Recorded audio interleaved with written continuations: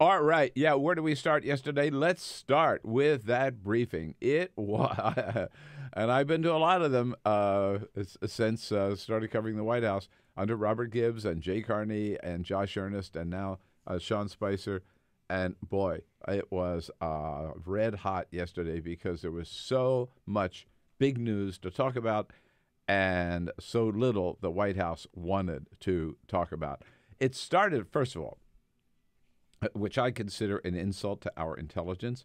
Sean Spicer started out 9 minutes long reviewing the president's trip, every single step of the way, starting with Saudi Arabia, reviewing every meeting, everything was said, everybody he talked to.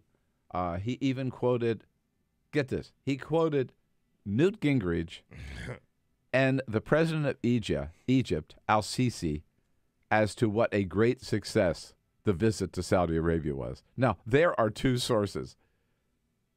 The thug, dictator, murderer of Egypt and the failed speaker and presidential candidate Newt Gingrich as the authorities on how successful the trip in Saudi Arabia was. The point was, it was nonsense. First of all, we all knew about the trip. We'd covered the trip. It'd been on the front page of every newspaper, leading every television newscast for the last 10 days. He didn't have to review. But he did so because he was talking about how he used the word historic about 6 times. It was a historic trip. It was an incredible trip. Nobody's ever seen anything like it. Everybody praised it as being such a successful trip. The trip accomplished nothing. But Sean Spicer sounded nothing more than somebody in North Korea praising the dear leader. The dear leader walks on water. The dear leader, yeah, his armpits don't smell. I mean, it was just ridiculous praise. We really are getting into this whole new era of Trump flunkies that work for him. It is the dear leader thing. Over the top of it. Hope Hicks had this whole statement about the energy and the charisma exuded by Donald Trump is unrivaled. Yeah. And then Sean Spicer yesterday on his tip the whole time. Yeah. It's too much. And then some of the issues. Have some self-respect. Yeah. I mean, pretty soon we're going to have to start calling him the dear leader. Dear leader Trump. Yeah, dear leader. I bet you.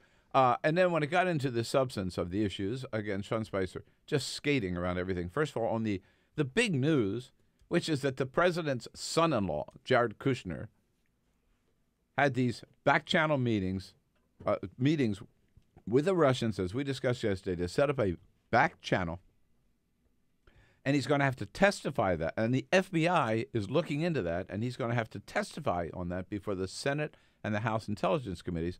That is huge news. Here's all Sean Spicer would say about it. No, we can't comment on anonymous sources.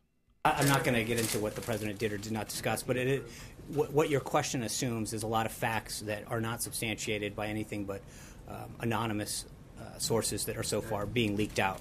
All right. Well, then he turns around and says, well, I'm not going to comment on it, but General Kelly from DHS and H.R. McMaster from a national security advisor, they have commented, and therefore you can go by their comments.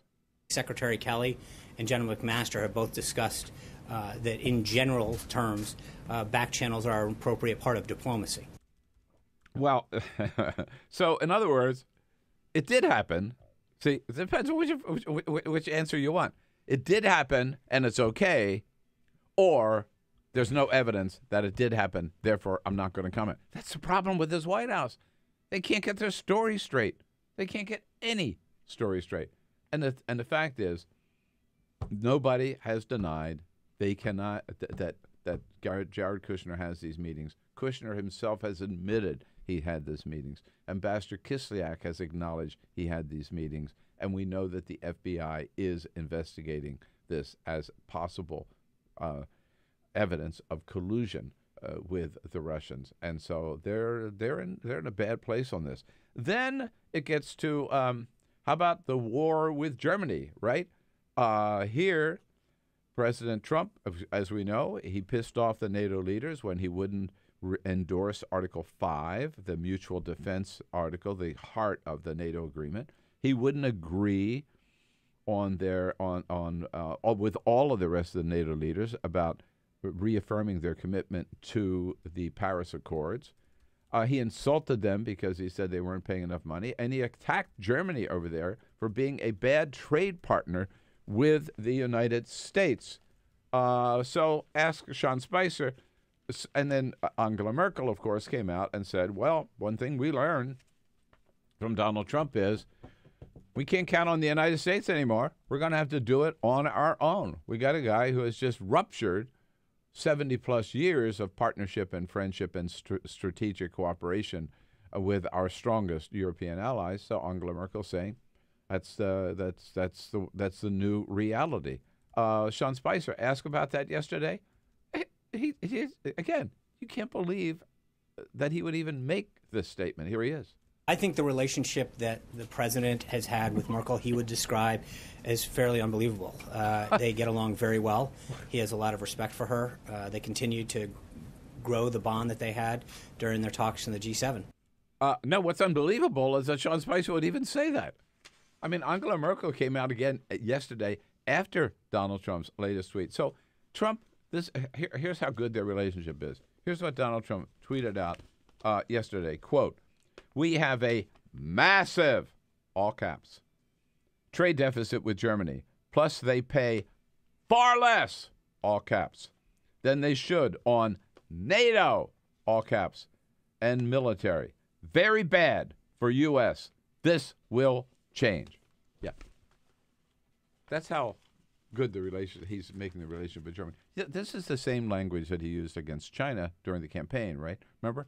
China was raping us. China, with all the unfair trade policy, I'm going to get even with China. And then he sat down and had chocolate cake and made nice with President Xi, maybe because Xi just gave Ivanka Trump some new licenses to sell her jewelry in China. But now he's turned his wrath against Germany. Interesting. The New York Times reporting this morning that, this German-U.S. trade, they do have a trade surplus with the United States, but it's a little more complicated maybe than, more complicated than Donald Trump realizes? No, that couldn't happen. But the New York Times points out, for example, that German companies employ about 700,000 people in the United States. Holy cow. BMW and Mercedes-Benz have huge American assembly plants, which, get this, export vehicles to China and Latin America. So those are part of our exports. They're German cars, but they're assembled here. BMW's factory in Spartanburg, North Carolina, is the largest single exporter by dollar value in the American auto industry. By the way, the two that I know of, that I can think of, that I've seen. So they're part of the American economy, is the point. And the one in Spartanburg is gigantic, Trump country. The other one, the BMW plant, is in Tuscaloosa, Alabama, Trump country.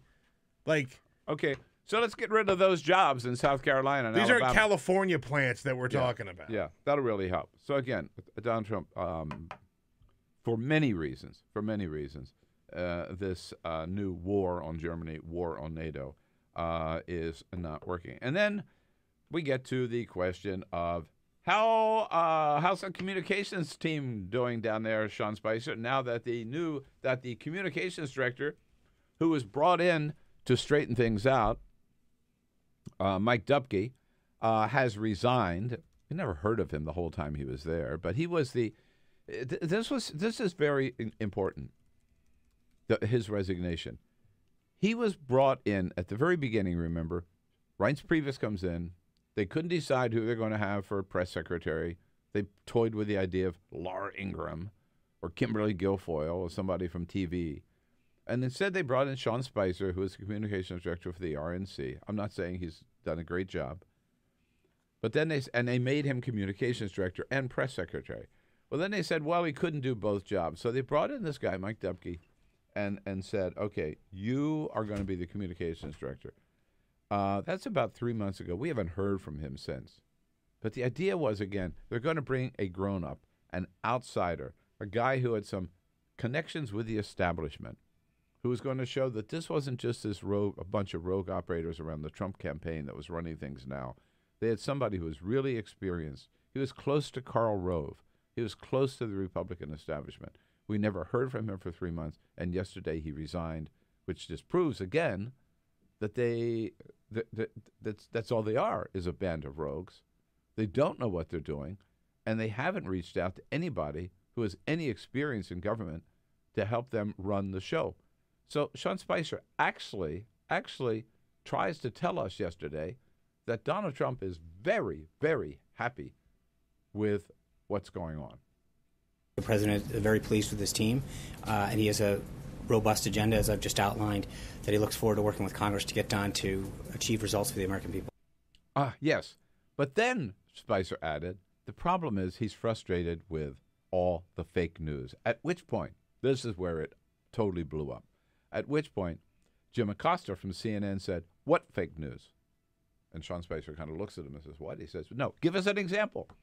And Sean Spicer, "All right, I'll give you an example.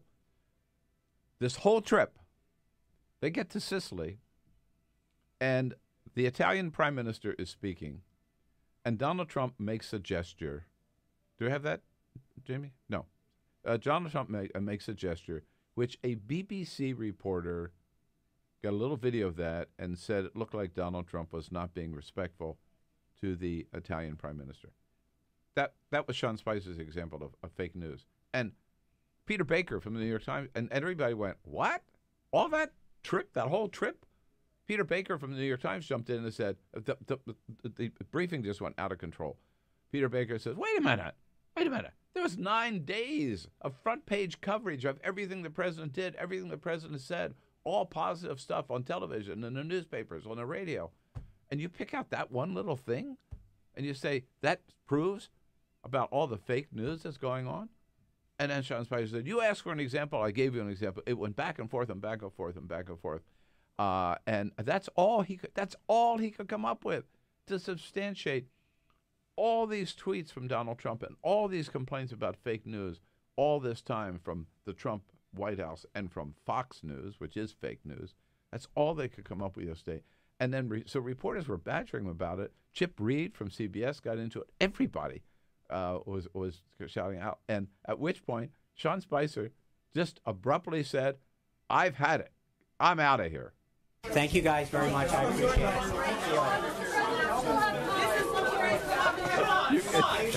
Kushner fake news.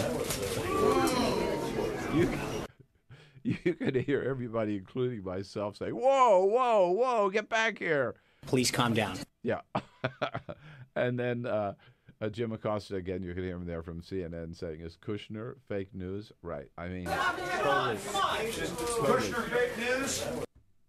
Totally lost it. And I got to tell you, I think it's the beginning of it. I really do. I feel sorry for him because he keeps getting undercut by his boss. But I do think it's the beginning of the end for Sean Spicer.